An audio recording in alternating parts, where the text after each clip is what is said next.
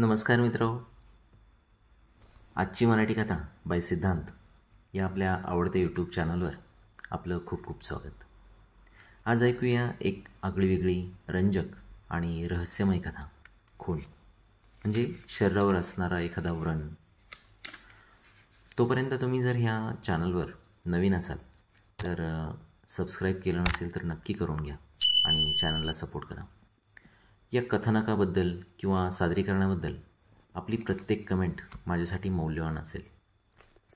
तर सुरुवात करूया. कथा व्रण. कथेचे लेखक आहेत सुरेश देशपांडे सर. काय करायचं आहे, काही ठरवलेस का? आदितीने काहीशा उत्सुकतेने, काहीशा अपेक्षेने नंदनला विचारलं. कशाबद्दल म्हणतेस तू? नंदनने आश्चर्याने आणि काहीच कल्पना नसल्याने विचारलं. अहो, कशाबद्दल काय?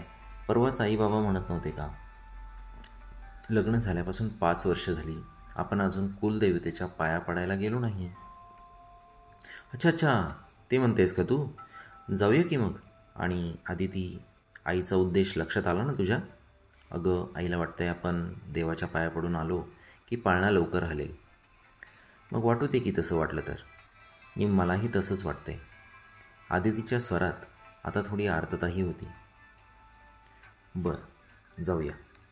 पुढच्या आठवड्यात आपण सगळेच जाऊ. बाबांना सांगतो, हॉस्पिटलमधून 2 दिवस रजा घ्या. आर्यमो बघेल 2 दिवस. सगळ्यांनी मिळून छानशी ट्रीप पण होईल. पण आदिती, एक लक्षात घे, देवाच्या पाया पडून मूल होणं वगैरे या गोष्टी होत नाहीत गं. अगं, ती एक सिंपल बायोलॉजिकल क्रिया आहे. नंदन तिला समजावत होता. हो रे, मला समजत नाही असं वाटतं का तुला? पण आपण दोघे सशक्त, तरुण, निर्दोष असूनसुद्धा, आणि तुझे वडील एवढे मोठे डॉक्टर असूनसुद्धा गेल्या 5 वर्षात घडलं आहे का तसं काही? आदितीच्या बोलण्यातली व्याकुळता त्यालाही जाणवली. खरंच त्यांच्या लग्नाला 5 वर्ष झाली होती, पण अजून पाळणा हलत नव्हता. नंदनचे वडील प्रसिद्ध गायनोकॉलॉजिस्ट होते. त्यांनी तपासणीसुद्धा केली होती, पण काही वेळेस सगळं अनुकूल असूनसुद्धा उशीर होतो. नंदनला स्वतःला याबाबतीत तितकीशी काळजी वाटत नव्हती. होईल आज ना उद्या अशा बेफिकीर वृत्तीने तो वागत होता. पण तिच्या मानसिकतेचा विचार करून कुलदेवतेच्या दर्शनाला जायचे असे त्याने ठरवले. साठे कुटुंबीय कुलदैवत कोकणातल्या एका छोट्याशा खेड्यामध्ये, जे त्यांचं मूळ गाव होतं त्या गावी होतं. तेथील देवी ही त्यांचं कुलदैवत. नंदन, आदिती, नंदनची आई आणि त्याचे वडील डॉक्टर साठे स्वतःच्याच गाडीने सगळे निघाले. वैशाख संपत आला होता, म्हणजे पावसाळ्याच्या आधीचे दिवस. अतिशय छान, सुंदर, रहदारी कमी असलेला मुंबई गोवा रस्ता. वातावरण सुखद, आकाशात अभ्र आलेली, त्यामुळे फार अंधारही नाही आणि ऊनही नाही. अशा सुखद प्लेझंट वातावरणामध्ये मध्ये मध्ये थांबत, टेप रेकॉर्डरवर गाणे ऐकत, मजेत प्रवास करत करत साठे कुटुंबीय त्यांच्या गावी पोहोचले. गावातले जोशी उपाध्याय, तेही पूर्वापार त्यांच्याच घराण्याचे उपाध्याय, त्यांना आधीच पत्र टाकून येण्याविषयीचे साठेंनी कळवलं होतं. तेही आता वयस्कर झाले होते. साठे कुटुंबाचे दरवर्षीचे कुळाचार, कुळधर्म, ब्राह्मण, सवाष्ण घालणं वगैरे सर्व ते पाहत असत. डॉक्टर साठे त्यांना दरवर्षी नियमाने पैसे पाठवीत. संध्याकाळच्या सुमारास ते सर्वजण जोशी गुरुजींच्या घरी पोहोचले. मुख्य रस्त्यापासून 8 ते 10 किलोमीटर आत असलेले ते छोटेसे खेडेगाव. जोशी गुरुजींचे एक मजली घर. घराभोवती मागेपुढे अंगण. अंगणाला मेहंदीचे कुंपण. पुढच्या अंगणात छोटंसं छानसं सुबक असं तुळशी वृंदावन. कुंपणाला लागून घराकडे येणारी पायवाट. 2 पायऱ्या चढून आत आलं की पडवी. तिथे भलं मोठं जाजमान पसरलेलं. एका बाजूला गादीची बैठक, टेकायला लोड, मध्ये भिंतीवर हुक असलेली पट्टी, जिथे जोशी गुरुजींचा अंगरखा, पगडी अडकवलेली. आतल्या बाजूस ओसरी, माझघर, माझघरात लाकडी पाटाच्या वरती तुळईवर अडकवलेला प्रशस्त झोपाळा. आतल्या बाजूस स्वयंपाकघर, मागे पुढे अंगण, आणि तिथल्या अंगणामध्ये वेगवेगळ्या प्रकारची फुलझाडं, अबोली, मोगरा, जाईजुईचे वेल, एखाद दुसऱ्या भाज्यांचे वेल, प्राजक्ताचे झाड, केळीच्या आडोशाला न्हाणीघर, रहाटाची विहीर, टिपिकल कोकणातलं टिपिकल घर. ही सर्व मंडळी आली तेव्हा जोशी गुरुजी तक्क्याला टेकून बसलेले होते. शुभ्र धोतर, या वयातही पद्मासन घालून ताड बसलेले. डाव्या खांद्यावरून आलेलं बोटा एवढं जाड शुभ्र जानवं, कपाळाला उभा गंध, बाजूला काही धार्मिक ग्रंथ, पंचांग वगैरे पडलेलं होतं. पंचक्रोशीतील दशग्रंथी ब्राह्मण म्हणून जोशी गुरुजींची ख्याती होती. ही मंडळी आलेली पाहताच या या असं म्हणत जोशी गुरुजींनी त्यांचं स्वागत केलं. माझ घराकडे पाहत म्हणाले, अहो यजमान आलेत, पाणी आणा. नंदनच्या वडिलांसह सर्वांनी जोशी गुरुजींना नमस्कार केला. मंडळी बाजूच्या जाजमावर बसली. जोशी काकूंनी स्वच्छ चकचकीत तांब्यातून पाणी आणलं. नऊवारी पातळ, उंच, लख्ख, गोऱ्यापान, कपाळावर कुंकवाची चंद्रकोर, हातात पाटल्या, बांगड्या, अशा त्या जोशी काकू म्हणजे शालीनता आणि सोज्वळतेचे लक्ष्मी रूपच. कसा काय झाला प्रवास? गाडीने चालात ना? अगदी छान प्रवास झाला. काही कुठे त्रास झाला नाही. रस्ता, वातावरण खूपच छान होतं, नंदनची आई म्हणाली. आता वळिवाचे दिवस अभ्र असतात, त्यामुळे उन्हाचा तडाखा जाणवत नाही. नाहीतर कोकणातलं ऊन नको वाटतं बाई. तुम्ही बसा, हां, चहा घेऊन येते मी. ही आदिती, आमची सून, नंदनच्या आईने ओळख करून दिली. पटकन आदिती उठली.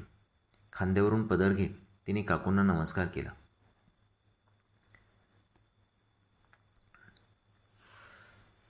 मग आता कसं करायचं? डॉक्टरांनी गुरुजींना विचारलं. आताच्या आता लगेच आलात. आजच्या दिवस तुम्ही विश्रांती घ्या. उद्याचा दिवस आहे. हवं तर आजूबाजूला हिंडून या. मुकुंदा येईल तुमच्याबरोबर. परवा नक्षत्र वार चांगला आहे. त्याच दिवशी कुळधर्म, कुळाचार, अभिषेक, ब्राह्मण, सवाष्ण सर्व करू. पुरणाचा नैवेद्य होईल. संकल्प, नवस सगळं त्याच दिवशी करूया, गुरुजी म्हणाले. ठीक आहे, आम्ही 2 दिवसांची सवड काढून आलेलो आहोतच. दुसऱ्या दिवशी काकूंनी न्याहारीकरता गुरगुट्या भात, साईचं दही, लिंबाचं लोणचं, मेथकूट, पोह्यांचा पापड असा बेत केला होता. मुंबईतलं फास्ट फूड खाऊन ब्रेकफास्ट करणाऱ्या मंडळींना हा बेत खूप आवडला. जोशी गुरुजींचा मुलगा मुकुंदा, त्याची बायको माधवी हे देखील नंदन आणि आदितीचे समवयस्कच होते. त्यामुळे त्यांची तशी गट्टीच जमली. माधवी दिसायला खूप छान, हुशार, 12वीपर्यंतचं शिक्षण झालेली. खरं तर तिला मुकुंदापेक्षा चांगले स्थळ मिळाले असते. हाडकुळानी पायात थोडंसं व्यंग असलेला मुकुंदा गावातच पौरोहित्य करत असे. तसं त्याचं शालेय शिक्षण नव्हतंच, पण बहुधा माहेरच्या गरिबीने माधवीला हे स्थळ स्वीकारावं लागलं असेल. तिलाही ते आवडूनही घ्यावं लागलं असेल. थोडीशी कमी बोलायची. माधवी, तिच्या टपोऱ्या डोळ्यात एक अबोध, अस्फुट व्यथा तरळल्याचा भास नंदनला झाला होता. तिच्याबद्दल का कुणास ठाऊक, पण कणव वाटली. निहारी उरकून सर्वजण फिरायला बाहेर पडले. गावाबाहेर 2-4 मैलावर केदारेश्वराच्या मंदिराबाहेर छान तळं होतं. बंदिस्त होतं. एका बाजूने आत उतरण्यासाठी पायऱ्या केल्या होत्या. एका बाजूला वडा पिंपळाची मोठाली झाडं, त्या झाडांना पार बांधला होता. तळ्यातल्या पाण्यावर छान लहरी उमटत होत्या. वातावरण ढगाळ आणि वारा सुटलेला. अशा सुंदर वेळी तळ्यात पोहण्याची नंदनला इच्छा झाली. आई, आदिती नको नको म्हणत असताना तो तळ्यात उतरला देखील. मुंबईला स्विमिंग टँकमध्ये पोहणाऱ्या नंदनला इथे पोहण्याची मजा वाटत होती. त्याचं पोहणं होईपर्यंत आदितीने त्याची आई मंदिरात जाऊन बसल्या. अर्धा पाऊण तास पोहून आल्यानंतर नंदनला खूपच उत्तेजित, उत्साही वाटत होतं. वाऱ्यावरचं त्याने अंग सुकवलं. कपडे करून केदारेश्वराचं दर्शन घेऊन ते गुरुजींच्या घरी आले. काकूंच्या आणि माधवीच्या हातचा स्वयंपाक सगळ्यांना खूप आवडला. दुपारी विश्रांती घेऊन संध्याकाळी टेकडीवर फिरायला जायचे ठरले, तेही पायीच. सुग्रास भोजनानंतर नंदननी डॉक्टर वरच्या माडीवर जाऊन पडले. जेवण झाल्यावर गुरुजी आणि मुकुंदा शेजारच्या गावात कामासाठी गेले होते. दुपारचा चहा झाल्यावर टेकडीवर जाण्यासाठी आदिती नंदनला उठवायला गेली तर त्याच्या अंगात ताप होता. सकाळचे पोहणे बहुधा बादले असावे. जोशी काकू म्हणाल्या, नंदनला झोपू दे. हवं तर आपण सर्वजण जाऊन येऊ. माधवी राहील घरी. काय गं माधवी, राहशील ना? जोशी काकूंनी विचारलं. माधवीने मान हलविली. सर्वजण टेकडीवर पोहोचले आणि सोसाट्याचा वारा सुटला. बघता बघता मुसळधार पाऊस पडायला लागला. माधवीला लक्षात आलं की माडीवरची खिडकी उघडीच होती आणि नंदन खिडकीलगतच्या कॉटवरच झोपला होता. ती खिडकीची दारे लावणे इतपत माधवीचा हात पोचत नव्हता आणि नंदनची झोप मोडू नये म्हणून तिने दुसरा पर्याय निवडला. आधी एक गुडघा पलंगावर ठेवून त्याच्या शरीरावर वाकून खिडकी लावण्याचा प्रयत्न करत असतानाच नंदनला जाग आली. त्याने उठण्याचा अर्धवट प्रयत्न केला, पण माधवी त्याच्या इतक्या जवळ होती की तिच्या केसांचा स्पर्श त्याला झाला होता आणि त्याला स्वतःलाही काही काळाच्या आत तिच्याभोवती त्याचा विळखा पडला. वारा, पाऊस, वादळाने घातलेला धुमाकूळ तासा दीड तासाने शांत झाला. सरी पडून गेल्या. सगळेजण परतले. संध्याकाळ झालीच होती. माधवी, अगं हे काय?